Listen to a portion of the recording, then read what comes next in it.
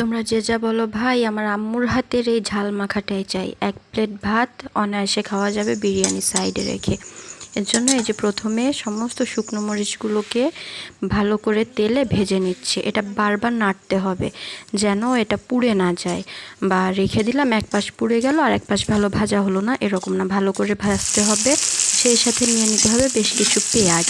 পেঁয়াজটাকে কুচি করে পেঁয়াজটাকেও ওই তেলে খুব সুন্দর করে ভেজে নিতে হবে, লালচে করে ভেজে নিয়ে সামান্য লবণ এবং হলুদ দিয়ে আরও একটু ভাজতে হবে, কিন্তু কোনোভাবে পুড়িয়ে ফেলা যাবে না, সেদিকে খেয়াল রাখতে হবে, তাহলে এটার টেস্ট একটুও ভালো আসবে না।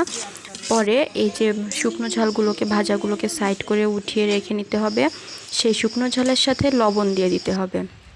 লবণ দিয়ে ভালো করে হাত দিয়ে চটকে চটকে মাখতে হবে। হ্যাঁ, অবশ্য হাত একটু জ্বলবে, কিন্তু কিছু তো করার নেই, খাওয়া লাগবে, টেস্ট অসাধারণ।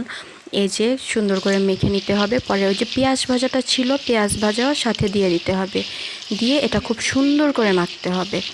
এখনই মানে ঘ্রাণে খুব সুন্দর একটা ঘ্রাণ আসতেছে যে 1 প্লেট শেষ হয়ে যাবে। এই যে ফাইনাল লুক, আর এটাই মাশাল্লাহ মজা।